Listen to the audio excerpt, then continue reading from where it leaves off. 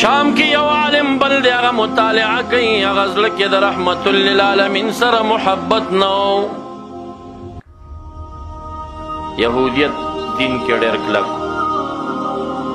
او د خپل دین هغه رساله مطالعه کوي نو په منځ کې یو پاڼه راله او یو روایت کې راځي چې یو سطر راغی هغه پاڼه کې د امام الانبیا مناقب پراته دي نو غوسه ورله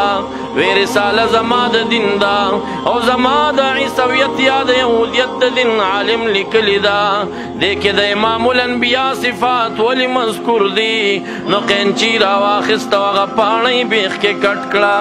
پاڼه یې کټ کړه د غوسې د وجې دا رساله یې بنده کړه داسې یې کېښوده دا نه ګوره سبا سوچ ورزی چی رسالہ کی خسنشت رازر آوائخلا نور مطالعہ کا کم پانی چی کٹکڑی و در رب کریم شان تا گورا و در رحمت عالم معجزی تا گورا اگا یو پانا کٹکڑی دا اللہ قدرت دے پاگ رسالہ کی دو پانی قدرتی دا محمد مصطفیٰ پا صفات ڈک پرتیوین بیا غصہ وراللہ قینچی راواخسته دا دواړه پاڼې تی کټ چې زه لري کوم تی نو زما په دې کتاب کې دا خو زما د دین کتاب ابواللیث سمرقندی رحمت الله علیه دا واقعه ذکر کوي وی رساله بیا بنده کړه سبا سوچ کوي رساله بیا راواخسته خو چې کلاوې کړه د الله قدرت دی هغه ځای چې کټ شوي دوه پاڼې دي نو په هغې کې درې پاڼې د امام الانبیا په مناقبو ډکې پرتې دي یاره یا خو عزت کو یا یو دم یې په دې زړه کې د رحمت للعالمین څه محبت پیدا شي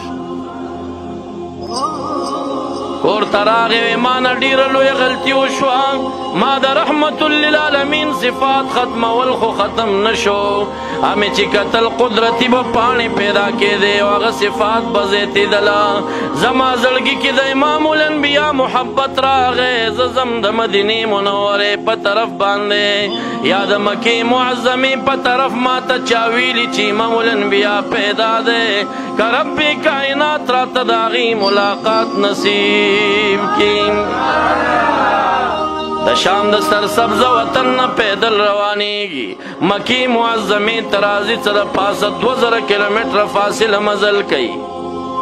شام ته راځي هلته مکې معظمې ته راځي پوښتنه کوي این رسول الله مبارک چرته دی چا پوی نه کا ورته وی رسول الله مبارک خو ډېر کلونه وشول چې هغه مدینې منورې ته هجرت کړی دی هلته لاړ شه هغه عاشق غیبانه را روان شه کله چې مدینې منورې د قبا مسجد ته راغی هلته سلمان فارسي ولاړ دی رضی الله تعالی عنه د ایران خلق خو اسم ښایسته وي بیا د رحمت عالم د سینې نوریم سینې ته ورغلی دا به څومره نوراني او ښایسته و هغه د عیسویت غیبانه عاشق او عالم چې سلمان فارسي دا نوراني جوسې ته وکتل نو ګمان راغی چې رحمت عالم به دا وي نو د لرې نه آواز پې کوي السلام علیک یا رسول الله پتا دی سلامی دا اللہ رسولا اب پی پوئی شو چی دا بدوی مسافر دے دا رسول اللہ پی جنینا یا انسان از رسول اللہ نیم بلکہ دا رسول اللہ زرگون غلامان دی او زدا غپ غلامانو کی یو ادنا خادم و غلام یمام یا انسان وقت مصرف کوزم دینی منوری تلال شاہ کل چی مسجد نبوی تراغے حضرت علی کرم اللہ وجہ پا مخورزی اگا ہم درنگ نخیست دے آواز پی کئی السلام علیکہ یا رسول اللہ اوی گینی داب رسول اللہ وی پتا دی سلامی اید اللہ رسولا دا دی خبر سراح دا حضرت علی کرم اللہ وجہ پسترگو اخ کرامات پجڑاش پجڑا جڑا ورطوئی انسان بدوی دا کمزی نرالے وی دا شام نرالما تا رسول اللہ قتلے ندے وینا وی راځه ما سره مېلمه شه زه د رسول الله مبارک یو ادنا غلام یم زه د هغه زوم یما زه یې د تره زوی یما زه رسول الله نه یما کله چې کینو دی ورته وایي ما په روټۍ مه مصروفه وه ما ته د امام الانبیا ملاقات را نصیب کو ما ته یې وښایه زه ډېر ستړی ستومانه د شام نه رالم و مکې معظمې ته لاړم او بیا د هغې نه مدینې منورې ته راغلم حضرت علی کرم الله وجهه د مخ باندې هغه اوښکې راماتې دي هغه ژاړي دی ورته وایي عجیبه ده زه حکایت کوم تاسو ژاړئ ولې وی ما ته ستا په حال ژړا راځي کاش 3 ورځې مخکې مدینې منورې ته راغلی وې نن 3مه ورځ ده چې رحمت عالم مونږ دفن کړی دی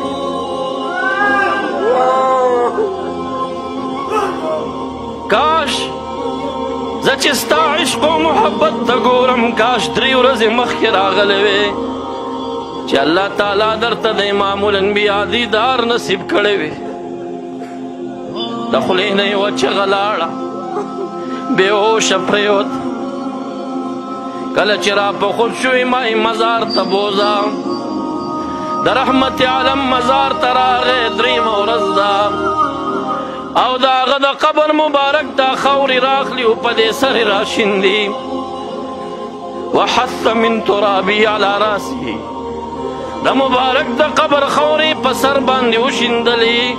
آواز کوي یا رسول الله ما نه ډېره لویه ګناه شوې ده ما په ځان ظلم کړی دی تا ته راغلی یم